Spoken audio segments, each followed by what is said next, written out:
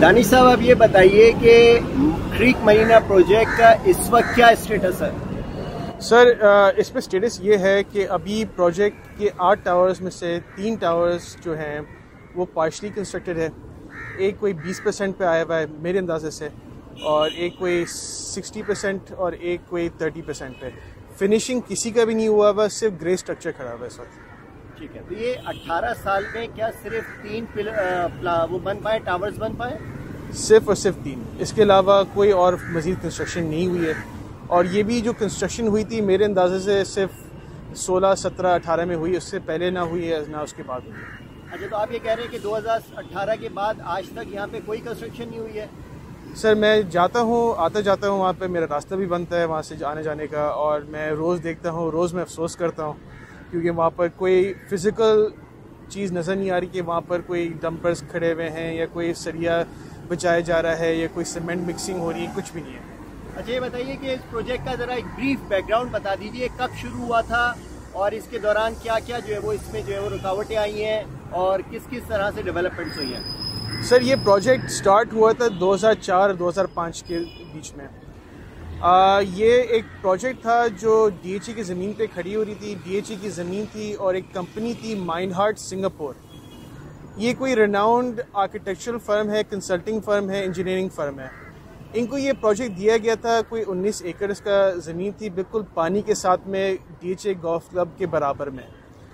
اور یہ 19 ایکڑ کی زمین پہ ان کو کھڑا کرنا تھا. یہاں پر 8 ٹاورز, یہ بننا تھا 6 سٹار ریزیڈینشیل لیونگ ہونی چاہیے تھی یہاں پر. یہ پروجیکٹ سٹارٹ ہوا 2007 میں نے یہاں پر بکنگ کری تھی.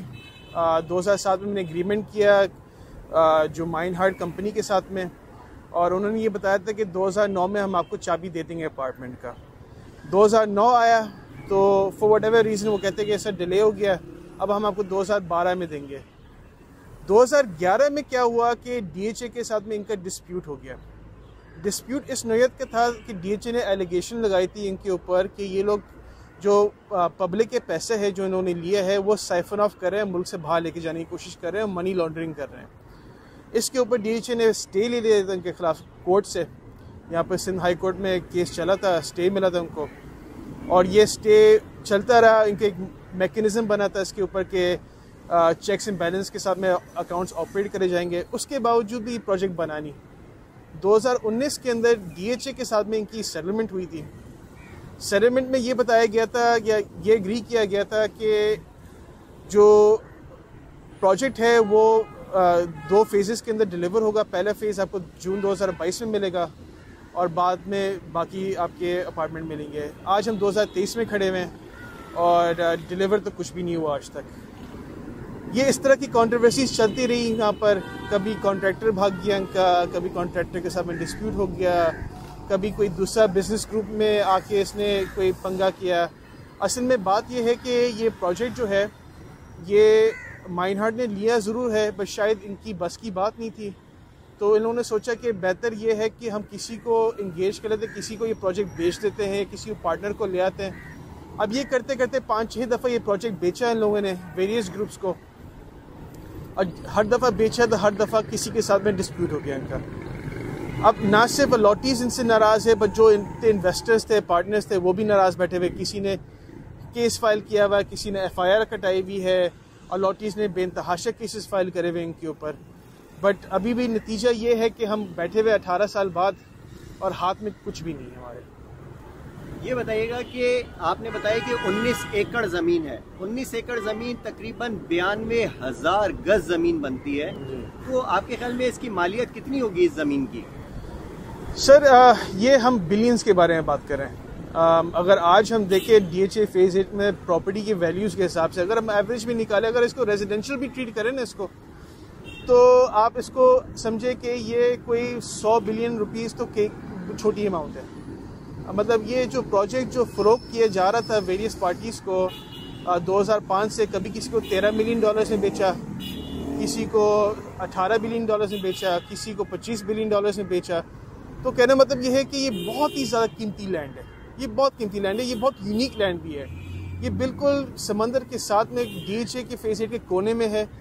دو طرف کارنر ہے اس کا، مطلب دو طرف، نہ ایک طرف، دو طرف یہاں پر آپ کو پورا پانی اور اوشن نظر آتا ہے. تو اس طرح کی زمین پورے پاکستان میں نہیں ہے. یہ بتائیے کہ 18 سال تک مائن ہارٹ نے اس پروجیکٹ کو ڈیلیور نہیں کیا، لوگوں کے اربوں روپے پھنسے ہوئے ہیں، ڈی ایچ اے کی جو ہے وہ اپروکسیمیٹلی 100 بلین روپیز کی جو ہے وہ زمین پھنسی ہوئی ہے، تو کیا یہ کافی نہیں ہے اتنا عرصہ کہ ارباب اختیار اس کے اوپر کوئی فیصلہ کریں آپ؟ دیکھیں، بات یہ ہے کہ جب تک حکومت بلڈنگ اور کنسٹرکشن انڈسٹری کو سیریس نہیں لے گا نا، جب تک اس پہ احتساب نہیں ہوگا، اوورسائٹ نہیں ہوگی، نگرانی نہیں ہوگی نا، جب تک یہ اس طرح کے واقعہ ہوتے رہیں گے. یہ صرف کریک مرینا نہیں ہے، اس میں کئی پروجیکٹس ہیں پورے پاکستان کے اندر جو اس طرح سے پڑے ہوئے ہیں جس میں آگے کوئی پروگریس نہیں ہو رہا. کئی پروجیکٹس ہیں ایلیگل کھڑے ہو جاتے ہیں. نسلا ٹاور کے ایگزامپل دیتا ہوں، وہاں پر زمینی ایلیگل تھی، وہ پورا پروجیکٹ گرا دیا. تو اس طرح کی چیزیں ہوتے رہیں گے جب تک یہ ادارے جو ہیں ہمارے اسٹرانگ نہیں ہوں گے اور اس پہ بلڈرز پہ پابندیاں نہیں لگائیں گے. جیسا یہ بتائیے کہ اس میں لیگل اسٹیٹس کیا ہے اس پورے پروجیکٹ کا؟ دیکھیں، لیگل اسٹیٹس یہ ہے کہ اس کے اوپر لٹیگیشن ہو رہی ہے. میں نے ایز اے لائر میں نے پوری ریسرچ کری ہوئی ہے اس کے اوپر. میں نے کئی اداروں سے کانٹیکٹ کیا ہوا ہے. ان کے اوپر سندھ انوائرمنٹل پروجیکٹنگ ایجنسی نے بھی نوٹس لیا ہوا ہے. وہ نوٹس کے اوپر کورٹ میٹر چل رہا ہے ابھی. اس کے علاوہ جب میں نے اس پہ کمپلینٹس ڈالنے شروع کری ویریس اداروں پہ، مجھے پتہ چلا جب میں ایف آئی اے گیا تھا کہ ان پہ منی لانڈرنگ کی انویسٹیگیشن چل رہی ہے، ان کے اوپر بینکنگ کرائمز کی انویسٹیگیشن چل رہی ہے.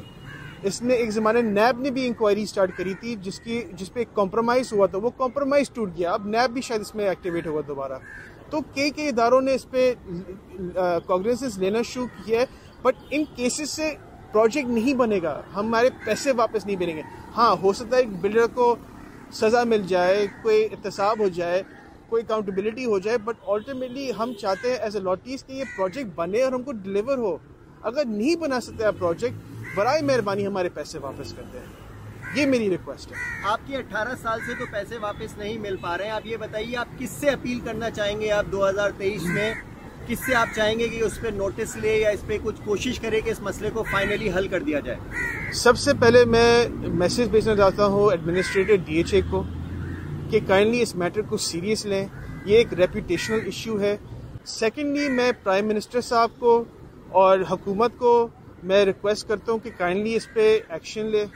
اور سب سے زیادہ میں چیف آف آرمی اسٹاف کو، کور کمانڈر صاحب کو، ان سے میں کہتا ہوں کہ کیونکہ یہ ڈی ایچ اے آپ کی جورسڈکشن میں آتی ہے، کائنڈلی آپ ڈی ایچ اے کو پابند کریں کہ اس کو فالو اپ کریں اور یہ پروجیکٹ ڈیلیور کر دیا جائے.